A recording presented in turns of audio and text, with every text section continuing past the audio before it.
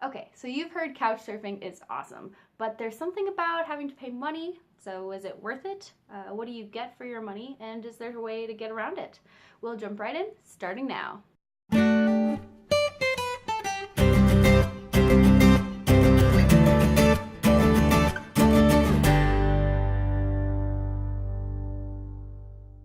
Hey pretty people, my name's Rachel. Welcome to Wanderye, where we give you the how-to on making travel tangible. In this bit, I'll be covering the pros and cons about paying the verification cost for couchsurfing, what it actually gets you, and the tricks you can use to get around that.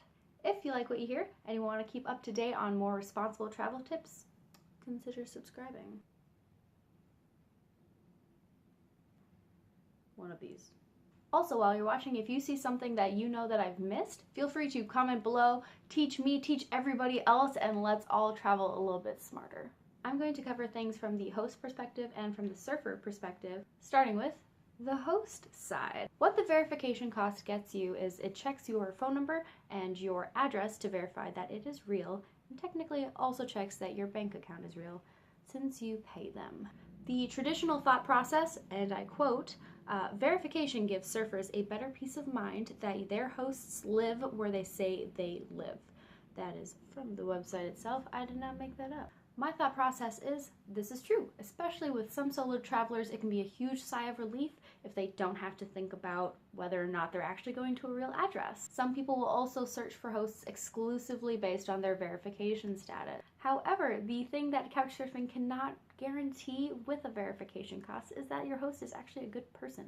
Some people could just pay the cost and say like, "Mwahaha, I have people coming to my house and they think I'm real. Secretly I am evil." Or some version of that. And for that reason, I encourage you to read the reviews. These are the best way and the free way to find out who's actually coming over. What are they like? Do I actually like them? Are they going to be nice to me in my house? Also make sure to actually check the profile of those who write the reviews to make sure that they are real too.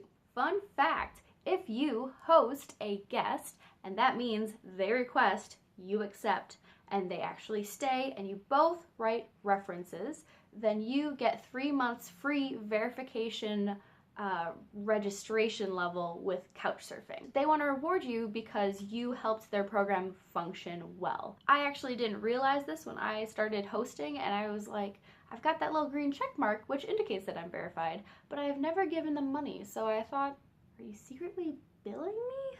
They didn't. They were just reporting me because they thought I was cool. Right back at you, Couchsurfers.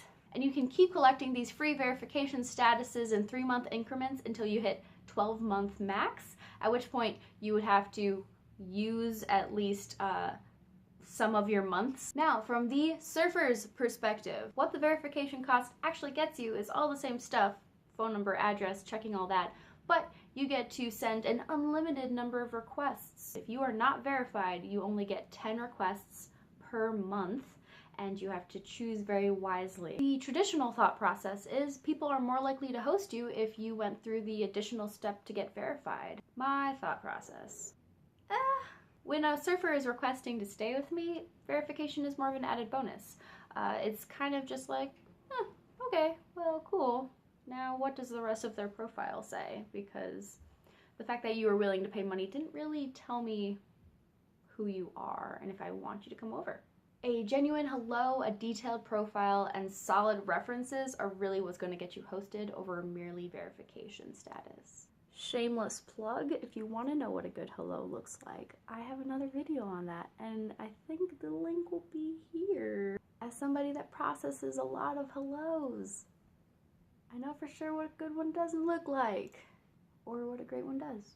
Technically though, as a surfer, you can use Couchsurfing free forever. If you're just using it for scattered occasional weekends, this actually works out perfectly for you. But if you are, for example, road tripping through Ireland or something like that, 1, that sounds super cool, but 2, you might need more than just 10 hellos per month.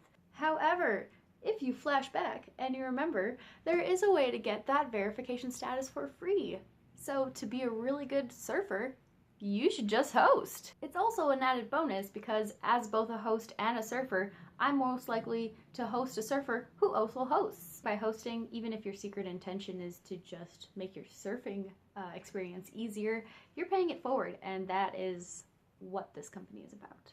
To quote the Couchsurfing website, verification is an entirely optional program. While it may make it easier for you to surf and host, especially as a newer member, it is still not necessary. Personally, I totally respect this company for how it's been able to strike a balance between the paid and unpaid services you get. The perks you receive from either side are great. There is a link in the description below if you want to find out how much the verification costs in your country. That does change by country. If you can skim by for free, then awesome. But some people aren't in a position where they can just casually host right now, and that's totally okay. And if you can't host and earn the free status, then paying the verification costs will pay for itself by what you save, and you're supporting an awesome company. So honestly, win-win.